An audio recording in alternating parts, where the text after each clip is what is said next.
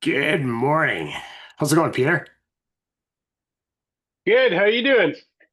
Good, good. Just had a really interesting morning with clients, and then someone else who I really see as a proponent to understanding Canada's challenges as well. So another ally. Nice. And what's their connection? Um, as a Hey Simon, how's it going? As a he's a So it's related to the movement and sale of fertilizer for farmers, and Okay. Yeah. having a platform. It's called Clear Cost, Yeah. and it's a brokerage. It's a brokerage that Nice. takes care of all the logistics, and from customs, the what do you call it? We'll say HMCS, but that's a Navy thing. The data hazardous worksheet. Anyway, all the back end stuff to be able to just simplify the process to bring in those crop inputs and move them. And so his thinking, his ideology, his understanding of the problems, just a really another really sharp dude that gets a problem and wants to solve the problems he sees, which is rare. Most people just sit around and complain about it, right? And then there's the rest of us. Some more stimulating thoughts, and as well he's working with post-secondary institutions, so waiting to get some information from him as I build out this plan.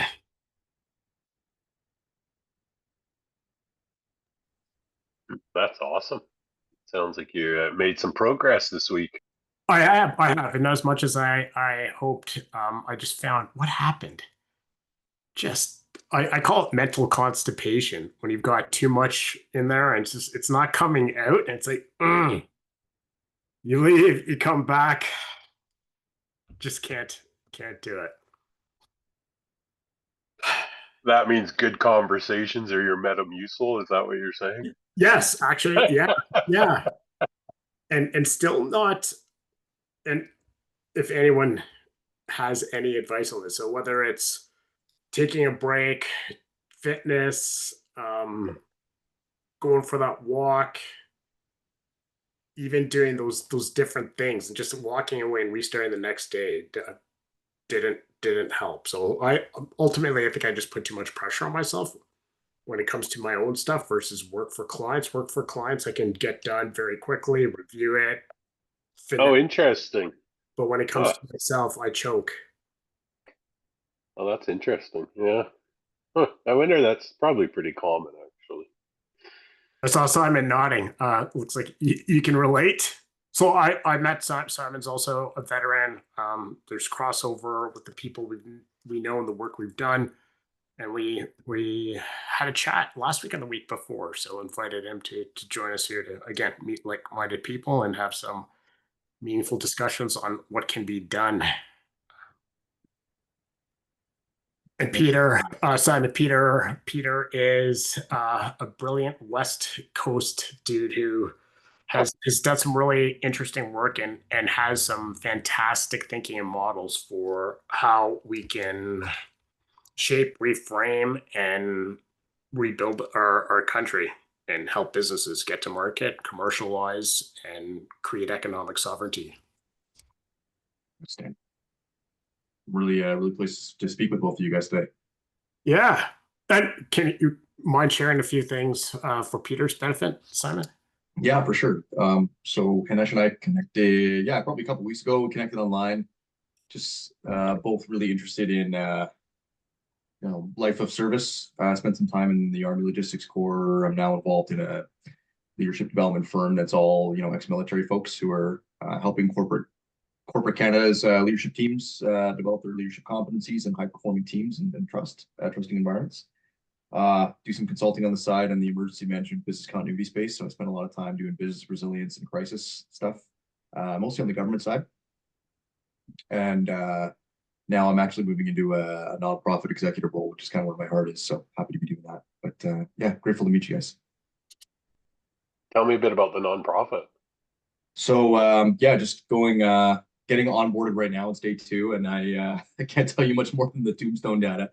But a subsidiary of Wounded Warriors Canada. It's called Warrior Health, and we provide the program architecture that delivers mental health and resilience supports to first responders and trauma exposed professionals across Ontario. So 80,000 people in uniform or frontline service roles, working on their resilience and hopefully changing health outcomes before they're exposed to trauma, so that their health outcomes improve after they're exposed to stress and trauma on the job. What's it called? Warrior Health. warriorhealth.ca. And that's a subsidiary of Wounded Warriors Canada. It's actually a conglomerate of a few different service providers that are trusted names in that. Okay. I didn't realize they're connected. And Peter used to be a first responder as well. Oh, there you go.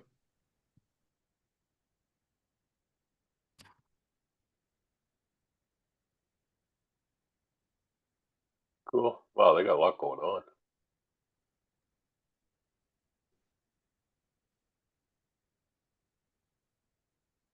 And so what are you the executive director of? I'm the director of operations and program support for the conglomerate. And the whole. Nice. Right. So why is that only in Ontario, not national? Because it's funded by the Ontario government. Right. Yeah. But you're accepting federal. Well, Wounded Warriors is one of the conglomerate partners that provides services in Ontario. And so they will provide some of these services as funded by the Ontario government. Right. But they're not, the funding for the program comes from the Ontario government. So that's why it's confined geographically to Ontario. Yeah, interesting. Right. So their mandates and certainly the other organizations like CAMH and Homewood, for example, like they've got mandates outside of Ontario as well. And they're not constrained to just doing that, but as it relates to the Warrior Health basket of services that we call it, that's constrained to Ontario.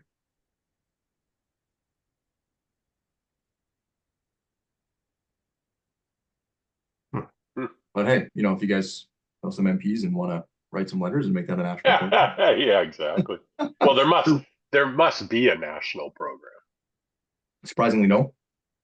So Really? This was my surprise, and I'm sorry, Kathleen, I'm kind of hogging the mic right now, but this was my surprise going from the military space to a staff role in the first responder and emergency services world. So I was just like a civilian senior manager, and I found that I was amazed at how far behind the uniformed services are in what they provide to people. It's really just, they consider them employees, they give them a benefits package, and it's like, yeah, here's a couple grand, go talk to a therapist.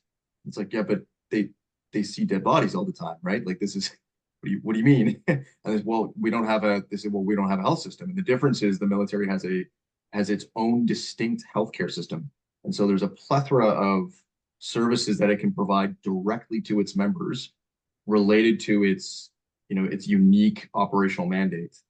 But first responders don't have that. They are beholden to the healthcare systems in the provinces in which they reside. And they are all, municipalities are all creatures of the province. And so they can't create their own thing.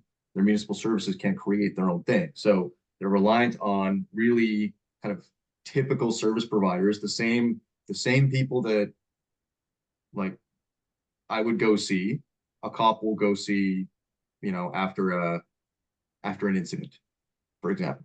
And obviously there's a lot of people who specialize in that, but it's not a unique system. It's just they're part of the bigger population. So can veterans access the federal military system, or are they excluded once they've left? They can, yeah. There's a couple of different pathways. It usually involves a claim through Veterans Affairs, and then there's other programming if you don't have a formal diagnosis or a claim. Then there's other programming like Wounded Warriors Canada. And there's some people who, because of the legacy of how the government used to treat veterans, you need to rely on that as opposed to getting some type of a claim and getting access to that type of formal care. However, I will say that Veterans Affairs has really improved. There's a way to go, a long way to go. The days of cannon fodder are Right. coming to an end. I was watching a Rick Mercer rant on YouTube last night. He was talking about, it was actually a personal friend of his that lost both his limbs, and he had to prove to Veterans Affairs every 12 months that his limbs hadn't grown back. And it's just such a classic Rick Mercer, where it's like, you know, how can anybody be this stupid? Anyway, I guess he said in this interview, he said he actually got results, like the minister, you know, but he, you know, in a Rick Mercer satire, he's like, yeah, now he only has to prove every 2 years instead of every year. But you know, and it's interesting because it's an international issue. Like, this isn't unique to Canada. You know, I have a friend that happy to introduce you to, Andrew, that works in this space in the UK and the US, and he's doing a completely different um, training than what you see in Canada, and his is more physical, and he works with U.S. Special Forces on recovering from trauma using basically things like Tai Chi. I mean, that's a horrible way of describing what he does. It's way more sophisticated than that. But yeah, and it's interesting because I know, like, I worked for BC Ambulance, which is a provincial government funded and operated ambulance service here, and you know, the PTS model really wasn't introduced till the kind of late 90s. And of course, being government, they turned it into a training program, and then they had oh, what's that called? Employee, you know, where you get benefits through. It was like Warren Chappelle, and so these were like masters, 2 years master program clinical counselors, you know, having these public safety people walking into their office saying, yeah, I just saw a a husband murder his wife and kids and burn the house down. You know, you can just imagine that clinical counselor. It's like, I don't have enough training to help you. I'm not sure what to do, and you only get one session. So have you ever considered taking art therapy? You know, it's like, I mean, it used to be this kind of rolling joke that you know, if you used your, what is it called, employee, there's Employee assistance program. yeah, that's right, yeah, EAP. It's like, you know, if you used your EAP, you'd leave more traumatized than when you started, kind of thing, you know. Yeah, Once so I don't know where it's at now, but all because BC Ambulance, I mean, you can make like $250,000 a year with 2 years education if you work overtime, like the guys that work on the helicopters and stuff. And so nobody leaves. They turn it into a full-time profession. And it's interesting because I left when I was in my 30s, and I have friends that started in their 20s and are still there in their, you know, mid 50s. They're, you know, obviously just about to retire, but they are emotionally, physically, and spiritually broken. Like, all of them. There's nobody escaped it. And it's really interesting talking to these guys that, you know, made a career out of it because it was, you know, monetarily attractive. possible. Yeah, you know, you could live in Nanaimo and make $250,000 a year. You know, that was pretty cool when you could buy a house in the, you know, in the 90s, kind of thing. Like, they're I mean, it's I've not seen the that way, same. I've seen but the same. they're so broken. Combat medics move into becoming paramedics and usually have some specialized Yeah. training, doing more of that cool guy stuff. And then they're mentally and physically broken. And I don't think they all know it, or they may to some degree, but don't know how to help themselves, even with veteran affairs or civilian support. We can't say they're faring well. It's sad. No, and there needs to be, I mean, you know, obviously they don't want to invest in it, but the only way it would actually work is in a group setting over, I'll say 10 years. You know, in my own experience, it took me about 8 years to recover physically. Wow. and spiritually from that job, like it was a good 8 years by the time my like sleep patterns reset, working all those night shifts in my 20s.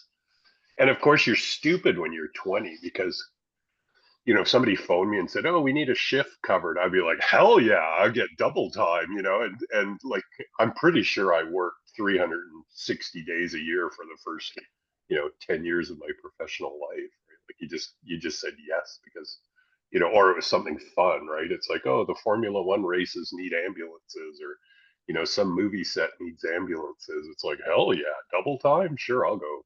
Eat catered food. Huh. So yeah, it just felt like all you did was work.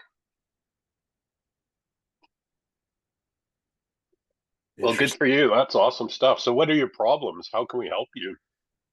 Think of this as a cone of silence with, Huh. good thinkers. Well, actually, Ash and I were Besides, talking more. besides hustling MPs for money.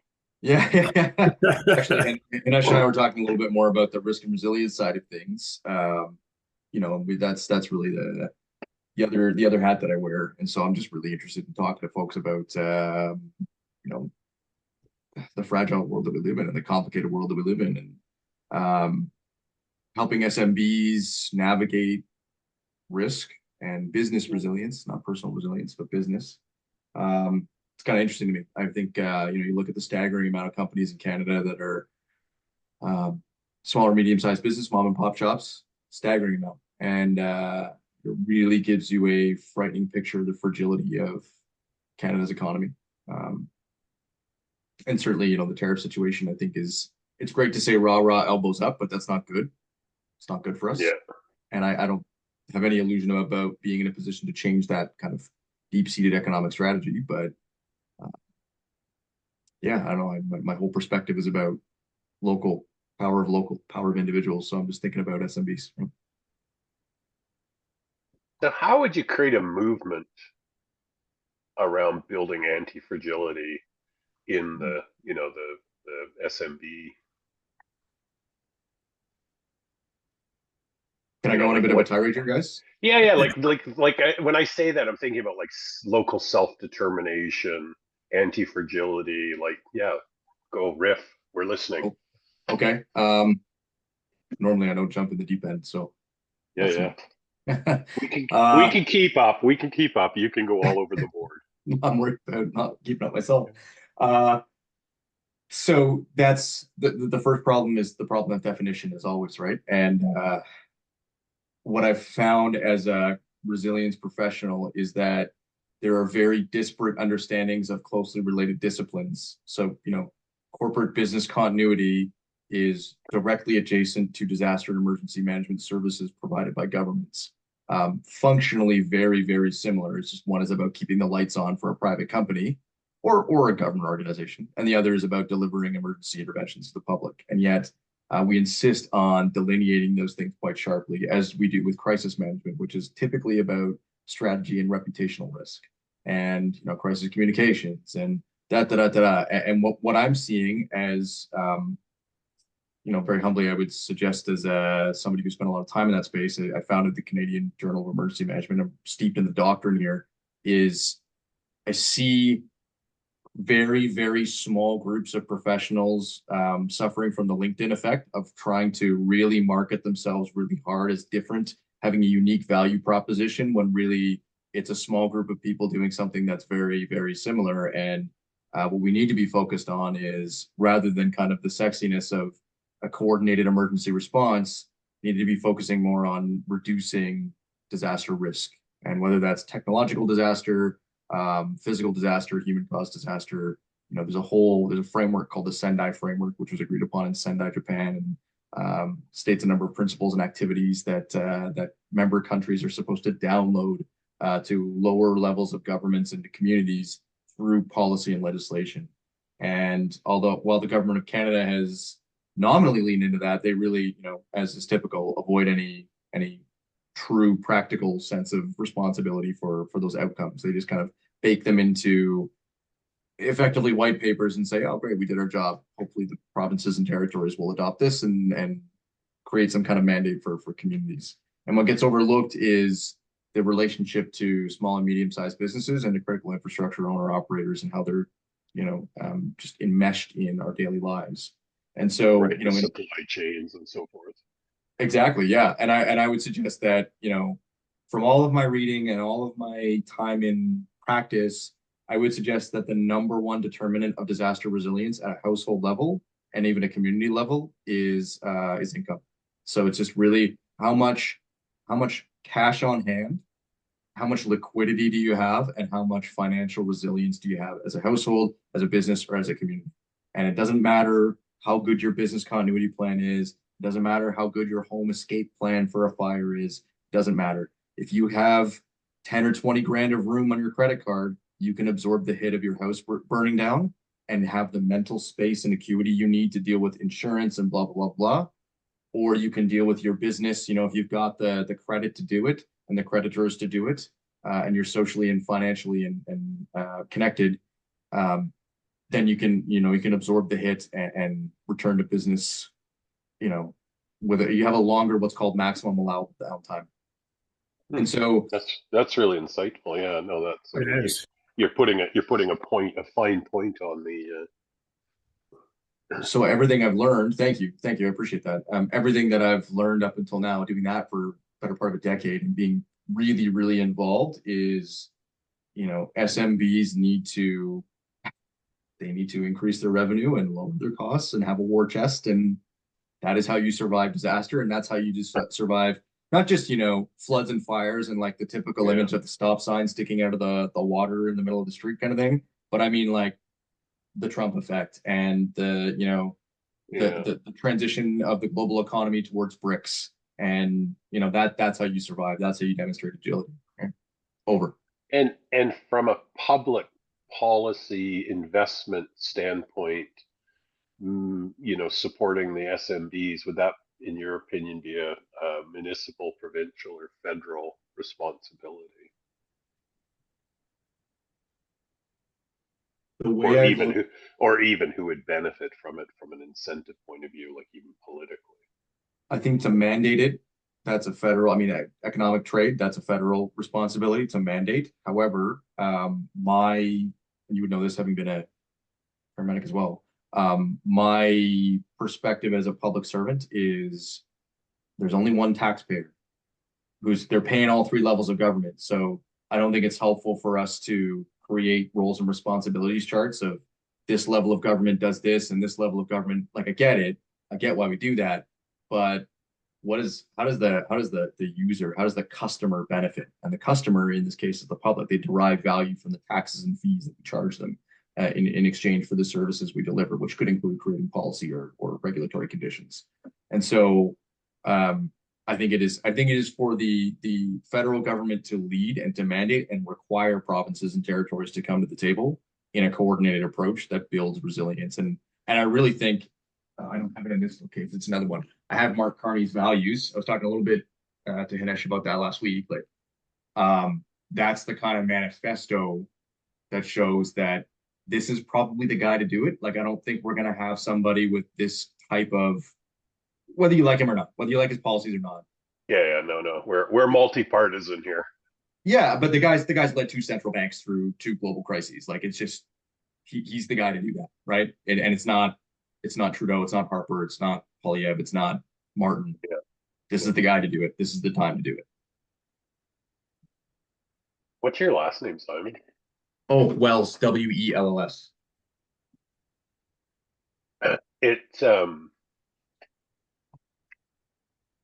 So do you see any connection kind of in your current observations and research between the public and private sector when it comes to this stuff, or are they completely separate? Like have you ever met a fire chief that says, I've got my incident command training and small business is really part of my part of my mandate? Like, have you ever seen that?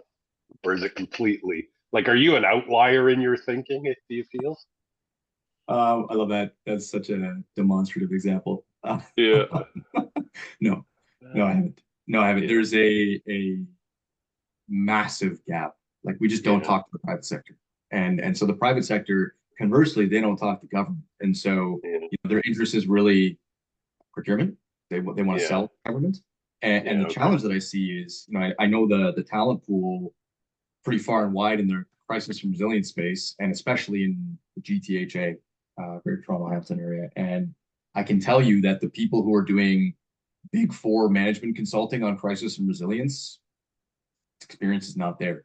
They're coming out of business school, and I can say that because I've been to business school too. Like, they're coming out of business school and they've got the MBA and they've got zero experience, never had a crisis under their belt in any capacity, and they're doing like, yeah, they do a sweet PowerPoint. They probably do a better, they probably do a better EBITDA analysis than I do, but like they don't know what an incident action plan is. They've never had to box breathe and take a deep friggin' breath after something messed up happens in front of them. Like, they've never had to do that, right? And so those aren't the people. What they're selling to businesses is probably what the business can already figure out intuitively, like I said, which is maybe I should have a war chest, right? It would be bad if my lights went. Yeah. I think that's pretty much the case for most of the services the Big Four provide. Is they're there just because awareness, marketing, business development, but they don't have the internal expertise. They usually come in and rely on information they get internally to build something that could have been built in-house.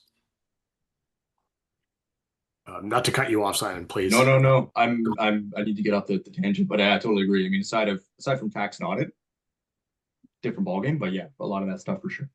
Yeah. So and where does insurance fit in? Like, I'm trying to kind of put myself in the shoes of a bureaucrat that's looking after emergency management for their province. That's, like we deal with mass forest fire, costs out here. And I think, like I feel like, and this is kind of, it's a bit tongue in cheek, but I kind of feel like a bureaucrat would be shrugging their shoulders, going, "Well, I guess insurance will look after those small business people that just had their, like Jasper, actually. There's a good example in Alberta, right? Like the whole, the town burned down and they relied on tourism and small business. I mean, if you've ever been there, it's 450 pizza shops next to ice cream parlors, right? Yeah, so that would be an interesting conversation, just to understand if, like, I feel, without doing any prodding, that what if you said this to people in the emergency management world or in the public sector, they'd just be like, "Oh, I never thought of that." Not my. If I can, let me speak to that because Being a public servant. Being a public servant, and about 20 years ago, I wrote the business continuity plans for the operational commands for the Canadian forces. Yeah. And collectively with public safety, with Public Health Agency of Canada, the Ontario Emergency Management leads, and there was zero conversation about small businesses. It was really about more first aid related, looking at some statistics around floods, stockpiles, your contingency plan, standardizing supply process for life cycle management of the supply and reporting, and then the actual how the coordination of reporting things and communications and updates. That was the focus. And now on the other side of things, operationally, the federal government can't get insured. They insure themselves. They our taxes are that they self-insure. Yes. And so looking at projects are one thing. So projects generally have some sort of risk contingency that's really poorly defined. And in my experience, for example, if it's a new build, let's just take buildings or housing, 10% contingency. If it's a renovation, 15%. If it's a bridge, 20%. If it's a dam, 25 to 30%, which was what I realized historically was a challenge and what I built into my projects. And most don't. Because they don't have all those inputs at the front end, and the scope's constantly shifting, and they don't have all the feedback, and so projects go off the rails for that reason, or they don't close the door on it. Operationally, for risk, there is no comprehensive assessment. There is no stakeholder engagement to get that input in terms of how our service is getting delivered, who gets impacted. There is no overall thinking or guidance on this. Public safety has some stuff listed for the Sendai framework and the agreements, but they don't have anything in terms of how is that implemented. And risk management is it's proactive. I find most things that are proactive aren't properly done because they don't have a measurement of success. So people in the shops, like policy shops, that are doing any sort of risk related activities are navel gazing quite a bit. And so a lot of focus is on activities that create immediate output. So I think culturally there's a challenge there in terms of this is extraneous. We don't need to, we can cut the shop. And I think we're going to see more of that happen as we have these strategic reviews, and we're looking for ways to not just cut corners, but slash programs to afford increased defense funding and just the lack of revenue for this country as we go on our merry way with the results of the last 10 to 15 years of poor decisions at the federal level. That's my rant. And Kathleen, did you have any experience with it in your role? Well, yes, actually, and I think that the largest risk is, and this is classic historic, is each level of government not working together. There's so much siloed shit out there that it's really, really, really problematic. I'll just give a quick example because we're talking about preparedness, but I don't know when, years ago, the Canadian government put together a Fire Smart program. And it wasn't recognized by the provinces, or at least in BC, which is where I am, for quite some time. However, our local community, our neighborhood, has been involved in Fire Smart training and so on for 15, 16 years. Now, the problem with that is that we live in a municipality. And so they didn't accept this because the province didn't accept this. And it was just utterly bizarre, like just insanity, because they never talked to each other. Yet the province had this environmental program. And somehow they thought that protecting bugs or something rather than the forest from fires was a mandate. So they were conflicting. And it just, they don't talk to each other. They really don't coordinate things. And that is very problematic. Insurance, it's going to be a huge issue. Like local insurance companies are recognizing certainly fires because we are in a fire zone. But I mean, the job of insurance is risk management, right? So taking a direction or at least insight from what's going on in say Los Angeles, there will be areas where insurance is simply not available because the risk is becoming too high, right? So And we're seeing that in Florida and California. yes. So I think that we need to be aware of that. But no, the biggest challenge, quite frankly, is somehow inviting everyone to sit down and collectively solve this. Like they have to understand, no, you're not at risk. No one's going to take your job. You're just going to be smarter. We're going to do a better service delivery if we work together, right? So, but that's politics. No, it's bureaucracy. I really think it's in the politicians don't understand the programs and everything that their deputies do for them. The No, shows they don't. that they run, they have no idea. No. I think it's up to the bureaucracy to set up the mechanisms to do it, but not where it is cumbersome and just other layers of working groups and committees. It has to be cultural, which is when I really love the Den Hoyt model of having that matrix and multiple interfaces between parties or internal stakeholders to deal with to facilitate that. One thing that I found quite useful back in my days was there was actually a cross Canada meeting of deputy ministers. And that was very useful because, interprovincial, certainly territorial, and I think there was also even on occasion the federal folks invited, but it allowed everyone to talk about similar concerns and similar approaches to things, or maybe certain areas had different ideas. So it was a great gathering and sharing, but it was still siloed around certain, like the IT folks would meet. They would all get together, and then the public works folks would all kind of get together. That's right. I remember. So there needs to be some cross pollination between these things because they are not really separate.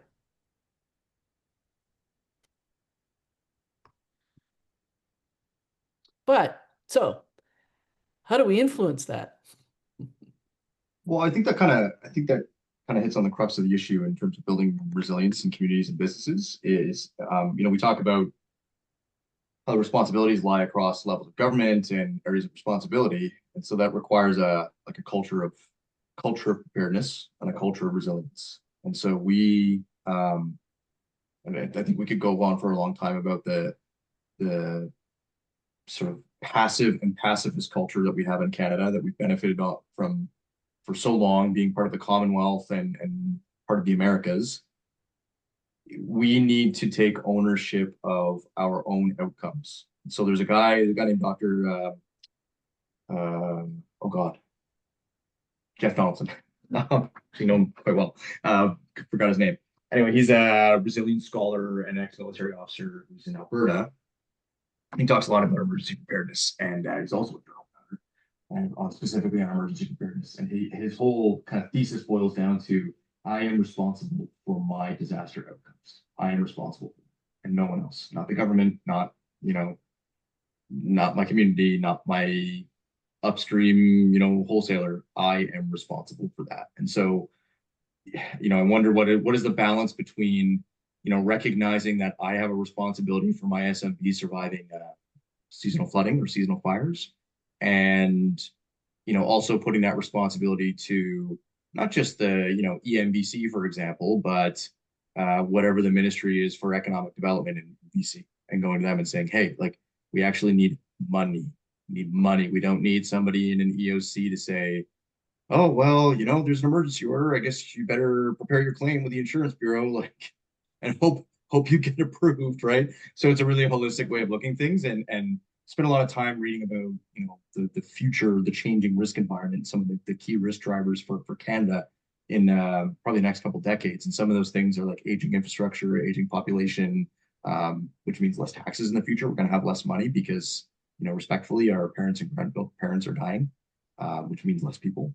And then there's cultural changes as well, and political changes, and there's the whole kind of pestle analysis that you could do. So lots of interesting ways to think about that. But I think influencing, to answer your question, to influence how we build resilience is through doers, entrepreneurs, business owners, leadership.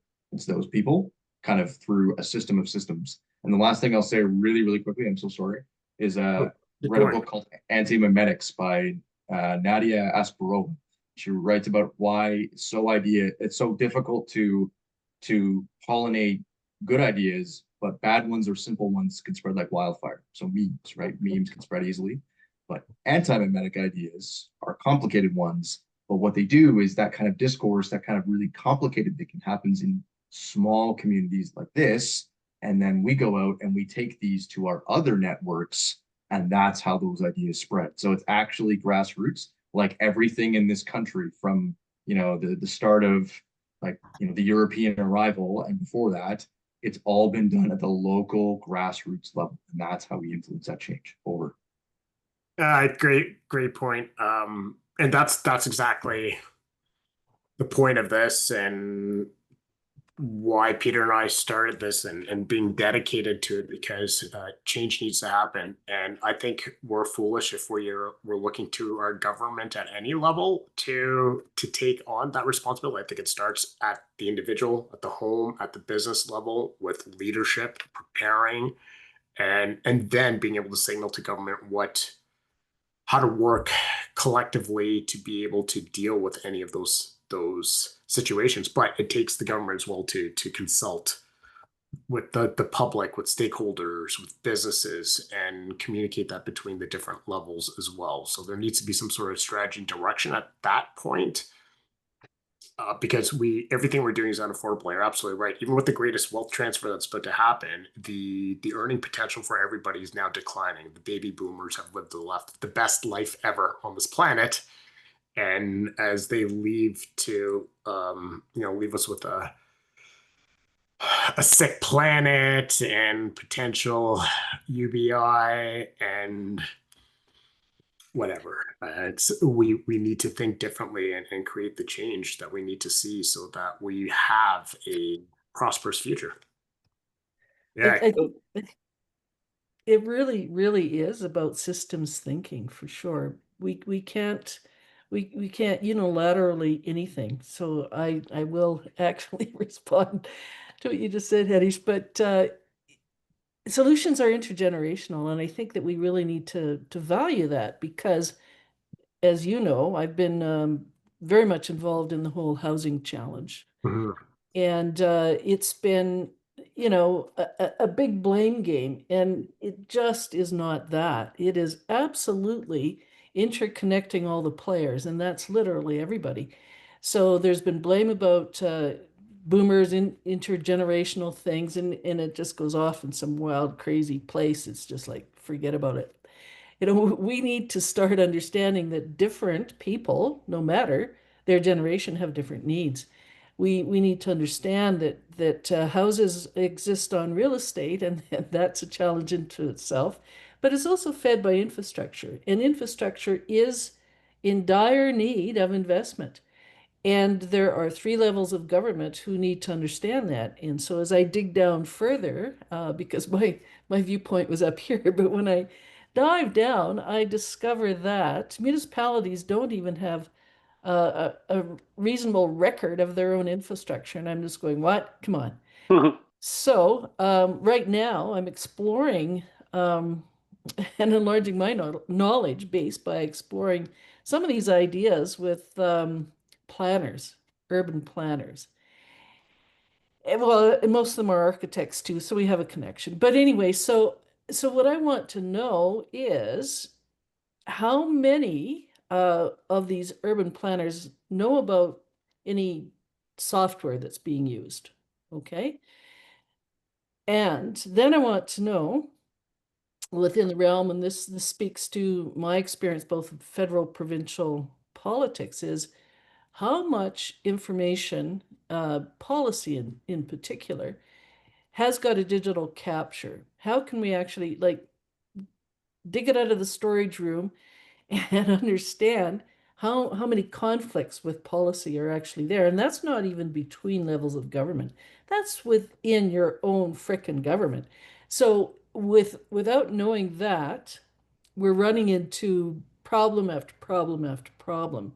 So now I'm exploring how we can use AI. Now you have to convince people that it's worthwhile, but that we can just feed all of these, paper documents into it and capture all of this information and then find the clashes and smooth out some decision-making journey because everything is connected.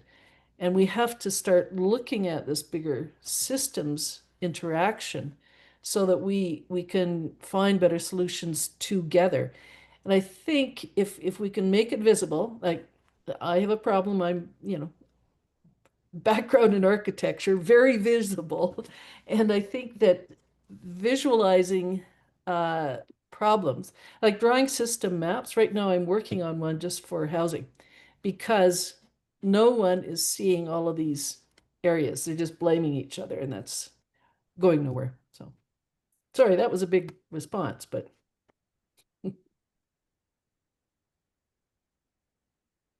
Simon, in your experience with the city of Toronto, do you see a role for, say, the Chamber of Commerce to influence Good people's question. thinking?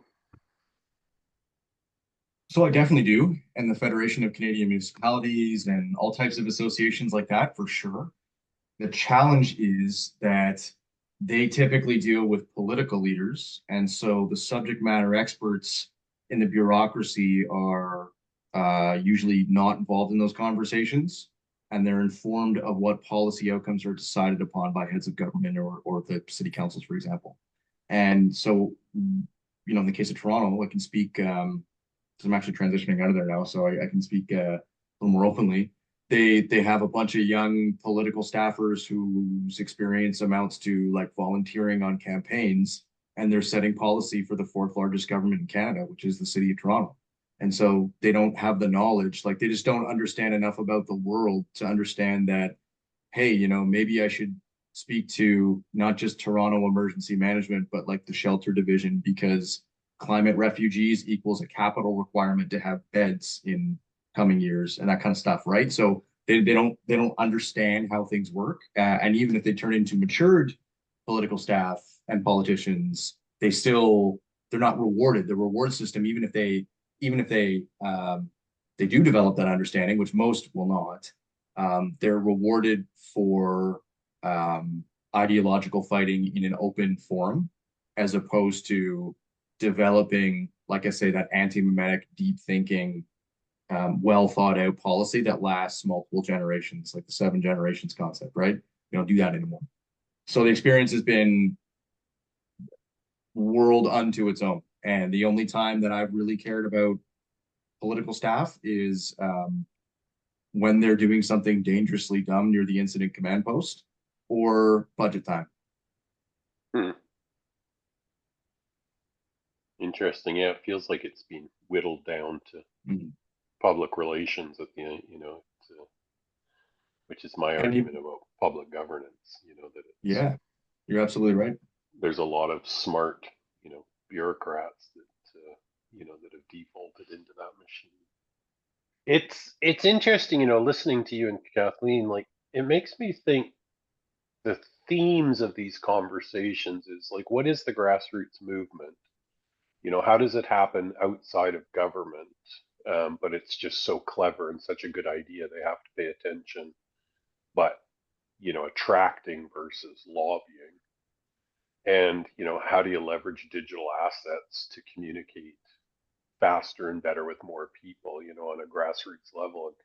And, it's kind of interesting. Like if you take anti-fragility or you take, housing, what would that rollout look like at a very grassroots level? And I think about housing's tricky because there's an ideology there, that Canada exists because of property rights. Most people probably don't even think that. But you know, you find me anybody that owns 3 properties that makes a residual income off of rental income that thinks housing should be a right. So it requires a business solution at this point without a lot of ideology change. And I think about what's the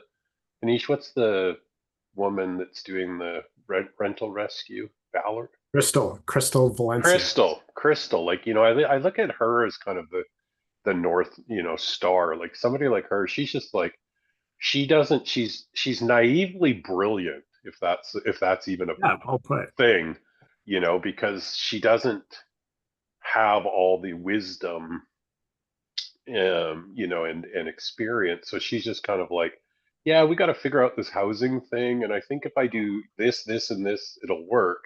And she just goes for it, and it's kind of inspiring. But It yeah, is. like how do you vet her idea as a scalable idea, and then how do you, help her grow? Because it seems like, I feel anyway, that we've given the public sector enough enough freedom to solve these problems, and they just aren't. And I think the reason they aren't is because they're all so deeply ingrained in that political motivation that they're actually not thinking about, you know, the solution at, you know, as a reverse engineer, you know, who our actual customer is, right? I So think yeah, so what is that? You know, what is that what's the first grassroots movement that Hanish is going to lead? And I always think of what the motivation is, right? What's a carrot or stick that we need to use or leverage to be able to get someone's attention, or that pain you need to solve? And what's the incentive or motivation for the people that run the show? So if you look at a politician always wants to get to the next, have a bigger portfolio, to be a cabinet minister, to move to the department or be the minister of finance. And there's this hierarchy that they try to creep up. And the same thing behind them are their staffers saying, I want to be his or her chief of staff. I want greater. Right? The coattails look good. Yeah, I call them fart catchers because that's what they're doing. They're running around so close behind their political master. I almost spit out my coffee. I've never heard that before. I'm going to have to write that down. You're a fart catcher, aren't you? What? That's like the ultimate insult. That's bad. So they're vying for greater responsibility, more exposure, and they're setting up their political master based on relationships to be able to get them into the right place and be able to manage anything that's affecting the risk, get them in front of the camera, deal with the communications team for work. But I think that's the problem, to cut you off, is that everyone's in that machine has become so self-serving. That's it. You know, they're not customer or client centric, and then even that language probably makes people roll their eyes because, or constituency, you know, led, I guess is the right word. But yeah, I mean, how many people have you worked with that are willing to sacrifice their own careers for the good of the citizen they serve, right? Those days are long gone. And even if you look, just thinking, how is that reflected in the culture of the organization? It's everywhere. It trickles down. The deputies, the associate or assistant deputies, the executives, managers, everyone's managing up. No one's really looking horizontally, looking down to be focused on service and the end user. So that's my argument. Like, how do you solve housing outside of policy and public? Like, how does a grassroots movement solve housing on a national level, you know, that requires no lobbying? You know, that just as a thinking exercise. Or, you know, I think about what Simon's bringing up. Like, the obvious answer would be local self-determination, a co-op business model where small business people put in a small fraction of money into an investment account that they can draw from in an emergency. But, you know, then suddenly you've got a business that has to go around selling a membership to this cooperative, and, you know, like, it gets, you know, it's just like, okay, like, yes, that is the answer. However, you know, who's going to actually go out and convince all these small business people to do this? And I think about my own experience. You know, it's like, if somebody came through my door and said, you know, we're selling an insurance package that comes with business continuity, et cetera, you know, there's a threshold of net or gross income where you'd be like, yeah, actually that's a good idea because I have all these assets. But, you know, if you think about the micro business, like the under $5 million, you know, they'd be like, hell no, you know, I'm just trying to pay my rent, you know. And so yeah, there's a lot of complexity in rolling that out. There is, because of those competing interests. I think consultations, different, really starting with consultations, scheduled, time limited consultations to all stakeholders, from CMHC to lending institutions to contractors to the construction association to communities. We've got a crisis. What do we do? Credit unions would be an interesting partner, Simon, for what you're saying. Now that it just kind of fell into my mind. Yeah, that So there's they might actually be the catalyst to something like that, because they also, like, I can tell you in BC, Van City owns the NDP. You know, like, and most people don't realize that, but our credit union here is actually the overlord of our current government. it's So it that's, I please. think it's important to, talk about the whole financial side of things. And Simon made a good point about things financial generally, because that's a huge pressure. Now that, in my research, that's a consequence of decades of neoclassical economics, and so how we get out of that, that's a global issue. But I think with housing, because I've been spending so much time there, I think we take a small example and we bring into play all of these things. So the financial side of it, the participants, the way things are built. Yes, construction is in the whole industry has been unproductive for decades, quite frankly. So the movement into modular industrial construction is really important right now. But so is the involvement of educational institutes to actually train. Now, whether you're training them in hammer and nails or you're training them into a little more complex, industrialized ways to approach this. But I think we take a small example and we bring in all of these players and we make it successful, because it also does include the municipality, because they do urban planning, they do the zoning, they do all of the impact. They have inspectors, building inspectors, they have permitting. So each one of those things, actually, even in a small municipality, are siloed, which is insanity. But if we take one small example and knit this tapestry together with input from all of these areas and show how it can work and how it succeed, is just finding the right participants or a good example to actually showcase this. And I've got to end this in 2 minutes, but want to carry on that conversation to get into tangible strategies or steps that can be taken, communicated, thought about in terms of what that could look like. And it's a crisis. And understanding that individual pilots would take a lot of time to glean the lessons learned and implement the next iteration.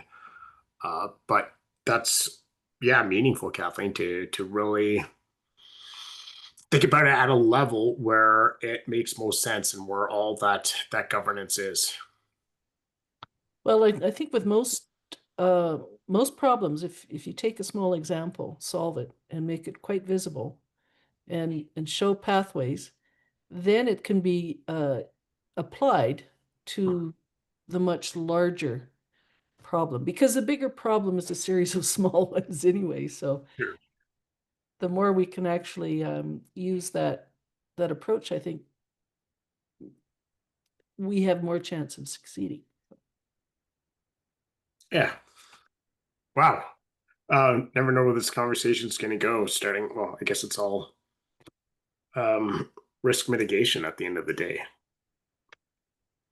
Thanks, Simon. Really happy you joined and led this conversation and topic. So look forward to future calls next Wednesday. Not sure if I'm traveling.